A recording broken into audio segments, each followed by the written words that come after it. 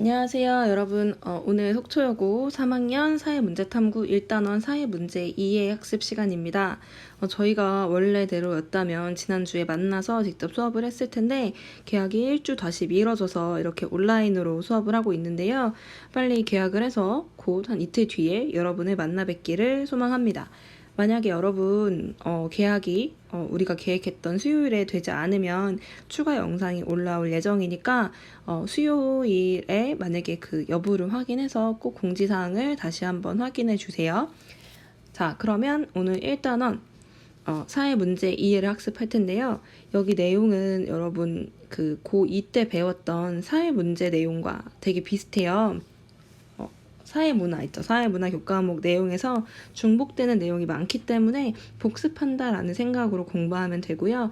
또 여러분 수능 선택 과목으로 사회문화를 공부하는 친구들은 다시 한번 예전에 배웠던 내용을 떠올리면서 다시 열심히 학습을 하면 되겠습니다.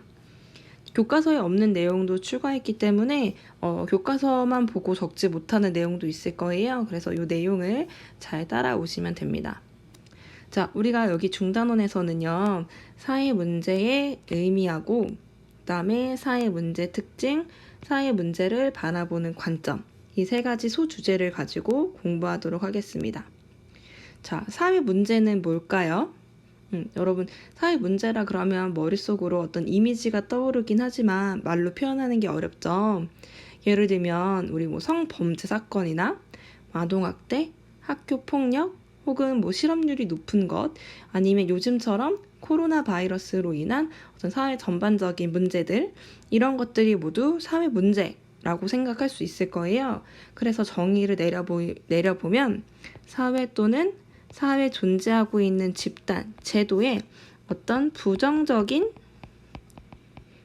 영향을 미치는 상태나 사건을 사회 문제라고 하겠죠. 그리고 보통 바람직하지 않다라고 생각을 하고요. 인간 노력을 통해서 해결해야 한다라고 생각하는 사회 현상을 얘기해요. 그런데 이런 사건들은요, 딱 고정된 것이 아니라 어떤 사회 역사 문화나 이런 거에 따라서 독특한 특징을 지니기도 하고요. 또 다른 사회에서도 공통적으로 나타나기도 한다라는 거예요.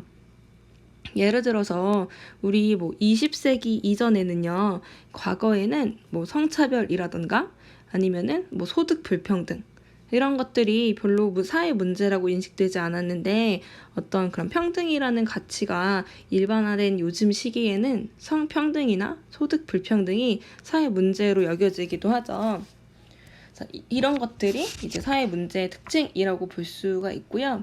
또 이제 우리가 세계화에 인해서 한 나라의 문화가 다른 나라에도 쉽게 전파되고 문화들이 함께 유튜브를 통해서 공유되기도 하잖아요. 그래서 어떤 한 사회에서만 발생하는 것이 아니라 다른 사회에서도 동일하게 나타나는 보편적인 특성을 지니고 있기도 합니다. 자, 이런 사회 문제를 성립할 수 있는 요건 5가지가 있는데요. 아주 중요한 것은 아니고요. 한번 읽어보시면 됩니다. 사회 중요한 가치에서 벗어나 있는 문제들, 그리고 그것으로 인해서 부정적인 영향을 받는 것, 그리고 지속적으로 비교적 반복적으로 나타나는 것, 그리고 발생 원인이 사회에 있고 인간 노력에 의해서 해결 가능한 것, 이런 것들이 사회 문제라는 것. 자, 이런 사회 문제는 크게 4가지로 볼 수 있는데요. 여기 있는 1번, 2번, 3번은 교과서에 나와 있는 거고요. 마지막 추가된 것은 여러분이 쉽게 유추할 수 있는 내용이라서 어렵지 않을 거예요. 가로 2번에 들어갈 말은 바로 객관성입니다. 우리가 객관적인 수치로 이런 사회 문제를 표현할 수 있거든요. 예를 들면 범죄율이라던가 혹은 자살률, 실업률 같은 통계적인 수치를 활용해서 사회 문제가 얼마큼 일어나고 있는지를 파악을 해볼 수가 있고요. 2번째로는 바로 상대성입니다.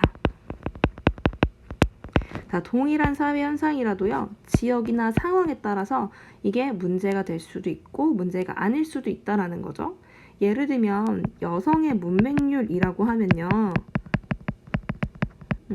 자, 이슬람권 국가들은 여성의 지위가 상대적으로 낮은 편이어서 여성의 문맹률을 중요시 여기지 않거든요.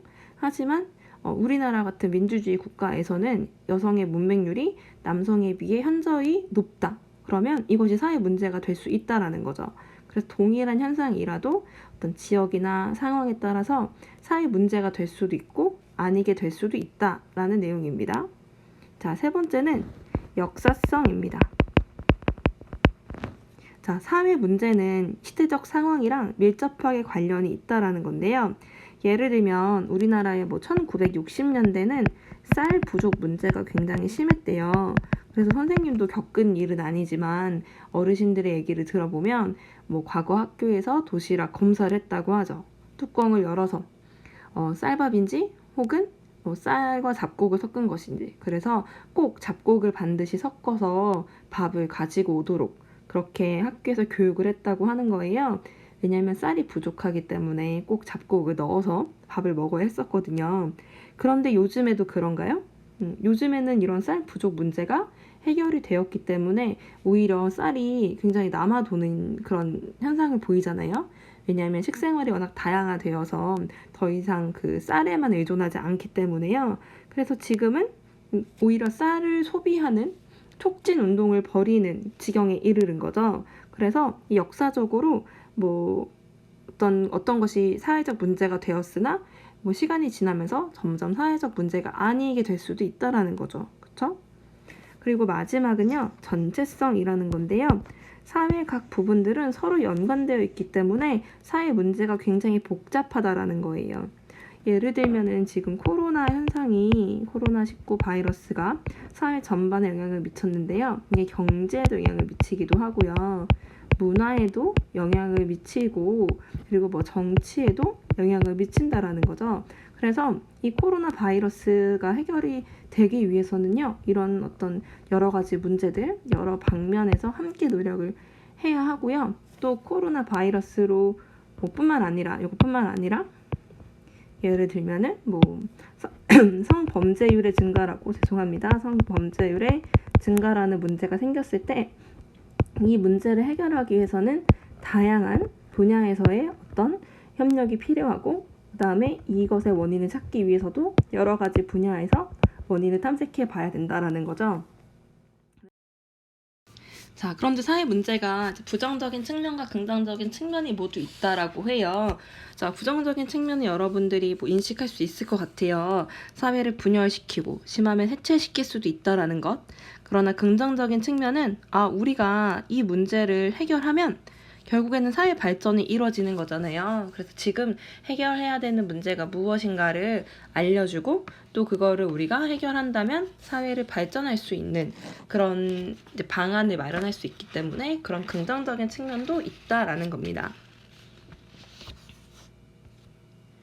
자, 그럼 다음으로 우리가 사회 문제를 바라보는 관점, 이게 굉장히 사실 중요해요. 여러분 사회 문화 내용 공부할 때도 굉장히 중요하게 다뤘을 거예요. 그래서 우리 이 관점에 대해서 알아보도록 하겠습니다. 자, 관점이란 건 뭐냐면 어떤 대상이 있을 때 이것을 어떤 식으로 바라보는 태도라고 볼 수 있어요. 그리고 그게 어떻다라고 의미를 부여하는 방식을 관점이라고 얘기를 해요. 어떻게 바라보느냐라는 거죠. 자, 그래서 크게 두 가지 관점이 있다라고 합니다. 자, 거시적 관점과 미시적 관점. 자, 거자는 크다라는 거예요. 거인할 때 크다, 시는 보이시, 크게 보는 거죠. 그래서 숲을 보는 거예요. 그래서 사회 구조나 체계를 보는 거죠. 그래서 5번 넣어보면은 사회 문제를 사회 제도나 구조에 초점을 두고 그 큰 체계 속에서 폭넓게 파악하려는 관점이 바로 거시적 관점이고요. 대표적으로 이렇게 사회를 바라보는 이론이 기능론, 갈등론이라는 게 있어요. 자, 그리고 이 문제점은 뭐냐면 이게 어떤 사회 구조나 제도에 초점을 두기 때문에 어떤 개인의 동기라던가 어떤 개인의 상호작용, 이런 것들은 굉장히 무시되는 측면이 있다라는 거예요. 예를 들면은 우리가 어떤 사회에 이혼율이 증가했어요. 사회 문제라고 우리가 모두 인식하고 있고, 이제 이 문제가 사회에 부정적인 영향을 미치고 있어요. 이랬을 때 이혼율이 높아지는 이유를 혼인 제도 자체에 문제가 있다. 그리고 우리가 갖고 있는 어떤 가족 제도에 문제가 있고, 그다음에 경기 침체로 인해서 가족이 붕괴되는 현상이 일어나고 있다. 이런 식으로 그 큰 관점에서 바라보는 게 바로 거시적 관점이라는 거죠. 그렇죠? 대신에 이 이혼하는 당사자 두 명의 어떤 동기라던가 이 둘 간의 관계에 초점을 갖고 있지는 않아요. 그냥 이 결혼 제도라는 것 자체 혹은 혼인 제도 자체라는 것의 어떤 나쁜 문제 때문에 이혼율이 증가할 것이다 라고 해석하는 것이 거시적 관점입니다. 자, 그럼 미시적 관점은 뭐냐면요. 여러분, 미세먼지 알죠? 아주 작은 먼지를 미세먼지라고 하잖아요. 미시적, 작게 보는 관점을 미시적 관점이라 그래요. 어떤 숲이 있을 때 숲을 보는 게 아니고 나무 하나하나를 보는 것. 즉, 어떤 사회에서 개인의 초점을 맞추고 분석하는 거를 미시적 관점이라 그래요. 그래서 사회적 행위자인 누구를 강조하냐면요. 구성원 간의 상호작용, 개개인의 초점을 두고 연구를 하고 탐구하는 관점을 우리가 미시적 관점이라 그러고, 상징적 상호작용론이 이에 해당이 됩니다. 자, 근데 여기서의 단점은 뭐냐면요. 물론 개개인도 서로 어떤 개개인의 동기도 다를 수 있고, 어떤 개개인의 어떤 성향도 어떤 사건에 영향을 미치지만 이 사람을 둘러싸고 있는 주위 환경 영향도 무시할 수 없잖아요. 그런데 여기를 설명할 수 없다라는 거가 단점이 되겠죠. 아까 그 이혼율에 관련해서 같이 예를 들자면, 거시적 관점은 이혼율 증가를 혼인 제도나 가족 제도, 경기 침체로 봤다면, 우리가 미시적 관점에서는 그러니까 이혼율이 증가하는 것을 뭐라고 보냐면, 이혼 당사자들 간의 성격 차이 혹은 부부 의사소통의 문제,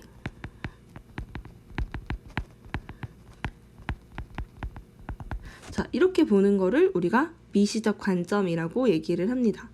자, 여러분 두 개가 구분이 되시나요? 그러면 기능론부터 함께 살펴볼게요. 자, 그럼 우리 거시적 관점 중에 하나인 기능론부터 살펴보도록 하겠습니다. 기능론은요, 사회를 어떻게 바라보면요, 사회를 유기체로 바라봐요. 유기체라는 거는 우리 인간과 같은 사람, 동물을 유기체라고 하거든요. 사회도 이런 하나의 유기체라고 보는 거죠. 여러분 예전에 인터넷 유머에서 그런 게 있었어요. 어떤 선생님이 문제를 내고 네모칸 3개를 뚫어놨죠.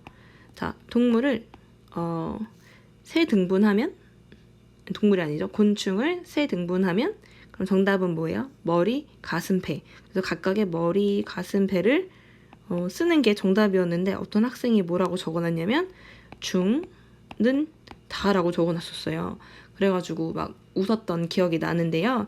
마찬가지로 곤충이 3등분을 하면 어떻게 되겠어요? 머리, 가슴, 배가 아니고 실제로 죽는 게 맞죠. 왜냐하면 머리만 따로 존재할 수가 없고, 가슴만 따로 존재할 수가 없고, 배만으로도 존재할 수 없다라는 거죠. 인간도 마찬가지예요. 여러분, 머리만 살 수 있나요? 팔만 살 수 있나요? 좀 징그럽고 잔인한 얘기지만 절대로 만약에 우리 신체가 한 부분이 절단된다면 그 절단된 부분 혼자서 살아갈 수가 없다라는 거예요. 그래서 모두 서로 영향을 주고받으면서 하나의 몸체처럼 살아간다라는 거죠. 우리 국가의 정치체제라던가 경제체제라던가 교육체제라던가 이런 것들이 각각이 다 주변과 영향을 주고받으면서 하나로 마치 유기체처럼 영향을 주고받으며 살아간다라는 것이 바로 기능론의 입장입니다. 자, 사회를 그래서 굉장히 안정적인 체제로 바라봐요. 왜냐하면 각 부분은 다 각각이 살아있는 목적이 있거든요. 예를 들면 정치체제가 그렇게 만들어진 각각의 목적이 있을 거고요. 경제체제가 그렇게 만들어진 각각의 목적이 있겠죠. 그래서 각각의 목적을 열심히 수행하면요, 결국에는 모두가 사회 안정과 유지에 기여하게 되어 있다라는 겁니다. 그래서 만약에 사회 구조의 한 부분에 변화가 생기면요, 다른 부분이 개입함으로써 균형을 이루게 된다라는 거예요. 그래서 궁극적으로 사회 유지에 공헌하게 된다라는 거죠. 자, 그래서 사회 문제를 이해할 때 어떻게 보냐면요, 뭐 가족, 교육, 경제 등 사회 제도가 어떻게 서로 연관되어 있는지를 이해하는 거예요. 이게 바로 기능론의 입장이에요. 예를 들면 이렇게 바라보는 거죠. 우리가 요즘에 N번방 사건이 많이 TV에 나오잖아요. 그런 사건이 발생했을 때, 사회 문제가 발생했을 때, 그 문제가 어떤 발생한 원인을 사회 구조에서 찾는 거죠. 그러니까 그런 N번방 사건이 일어나게 되었을 때 그 사람이 그렇게까지 성장하게 된 어떤 교육 시스템의 문제가 있을 수도 있고요.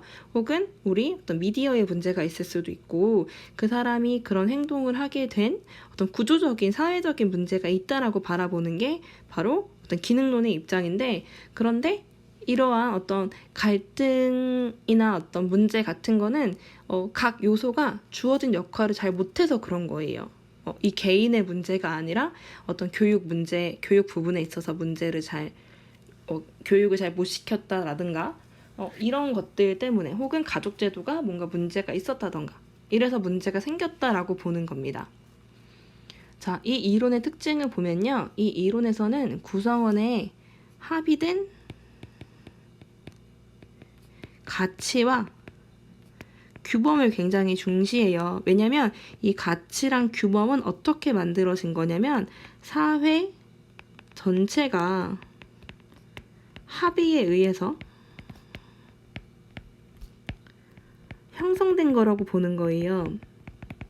그냥 어떤 사람의 어떤 개인적인 의견이 아니라 사회는 유기체와 같기 때문에 사회의 각 부분이 어떤 합의에 의해서 어떤 가치랑 규범을 만들어냈다라고 생각하기 때문에 이 가치와 규범을 중시하게 되고요.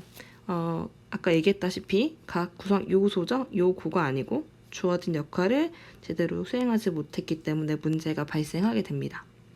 자, 그래서 여기서는요, 사회의 갈등이나 변동의 중요성을 이제 있게 되는 거지. 왜냐하면 사회는 굉장히 안정되고 균형된 체제라고 보는 거예요.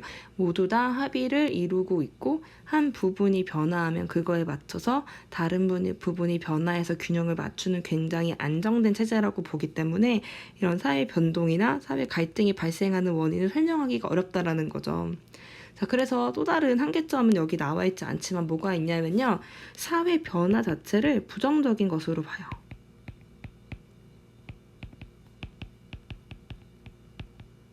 그래서 좀 보수적인 입장이라고 얘기를 해요. 보수적 관점.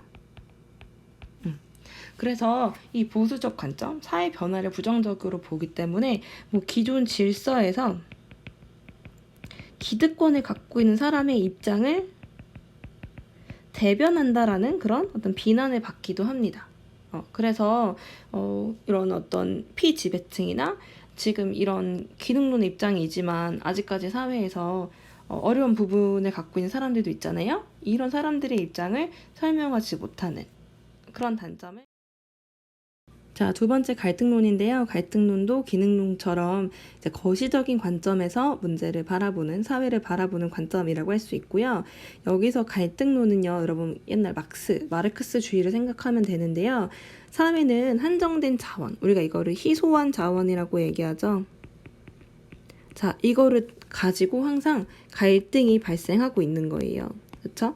이런 한정된 자원을 갖고 있는 사람들을 지배 집단이라고 얘기하고요. 이런 한정된 자원을 갖고 있지 못한 사람을 피지배 집단이라고 얘기를 해요. 그래서 이런 지배 세력이랑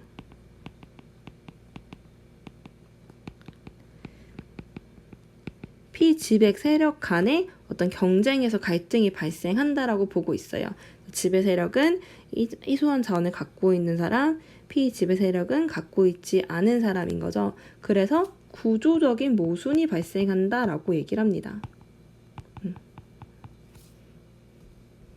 그리고 이 사회 안정과 유지는요, 이 지배 집단이 만든 거라는 거예요.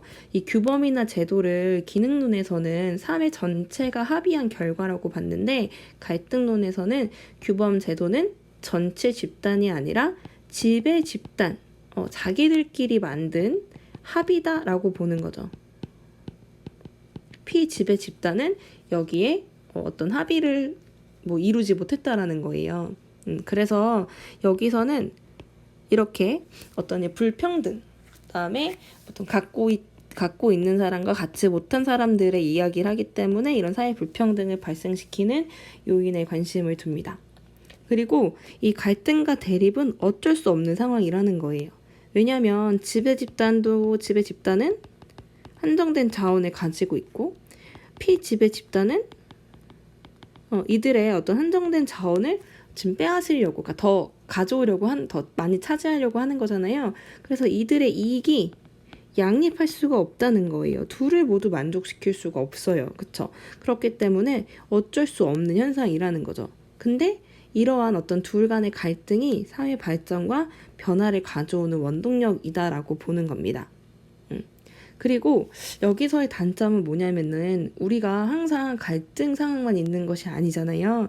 조화와 균형을 이루면서 안정적으로 사회가 발전하기도 하는데, 이러한 상황은 설명하기가 어렵다는 단점이 있습니다. 자, 마지막 상징적 상호작용론을 보겠습니다. 이거는 우리가 미시적 관점이었고요. 개인 간의 의사소통, 그다음에 상호작용을 중시하는 관점이었죠. 자, 그래서 사회를 보는 기본 생각은 사람들의 어떤 개별적인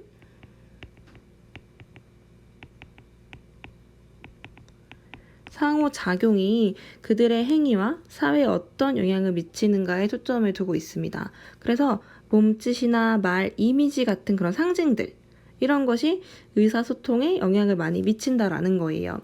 예를 들면 여러분이 수능 시험을 볼 때 친구가 휴지랑 포크를 선물해줬어요. 설명이 아니고요. 자, 그러면 이걸 우리가 여러분 그냥 휴지는 코를 푸는 거, 포크는 음식을 먹는 거라고 생각하지 않고, 이거는 곧 시험을 잘 봐라, 이런 의미를 담고 있는 거잖아요. 이것을 친구와 내가 같이 공유되는 상징으로 이해하고 있는 거예요.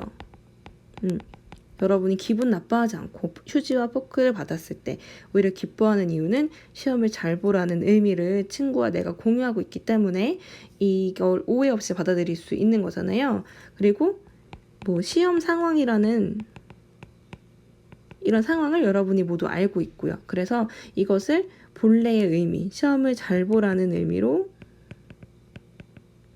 해석할 수가 있는 거죠. 그쵸? 그래서 어떤 몸짓, 말, 이미지 같은 이런 상징들이 의사소통에 영향을 미치고, 이런 상징의 의미에 따라서 서로 상호작용하는 것, 이것을 우리가 상징적 상호작용론이고요. 개인의 행위와 그다음에 주관적 동기, 그다음에 이거에 대한 의미의 해석에 초점을 두고 현상을 바라보고 있습니다. 자, 이 이론의 특징은 뭐냐면요. 각 개인마다 각 상황에 따라서 다르게 의미를 부여하고 해석하는 상황에 따라서 다르게 행동한다라는 거예요. 그래서 개인의 능동성을 강조한다라는 거죠. 어떤 문제가 생겼을 때, 예를 들면 N번방 사건이 생겼을 때 이게 어떤 사회 구조적인 문제, 교육을 이 사람이 잘 받지 못해서 이 교육 체계에 문제가 있어서 이 사람이 그런 행동을 보인 것이다 라고 하는 것이 아니라, 개개인의 행위에 어떤 동기, 그다음에 그 사람이 어떤 그 사건을 해석하는 데에 문제가 있어서 그런 사회의 문제가 발생했다라고 보는 게 바로 상징적 상호작용론이라고 할 수 있겠죠. 당연히 이거의 한계는 뭐냐면요. 이런 거시적 관점을 간과했다라는 거예요. 왜냐면 이 관점은 미시적 관점이기 때문에 이런 사회체제나 제도와 같은 거시적인 입장을 간과했다라는 그런 단점이 있습니다. 여러분, 이 내용은요, 계약하면 한 번 더 복습을 할 거예요. 그래서 지금은 그냥 간단히 예습하는 정도로만 보시고요. 계약을 하면 이 내용 다시 한번 여러분 학습을 할 테니까요. 그 전까지 건강하게 잘 계시기 바라겠습니다. 다음 시간에 보겠습니다.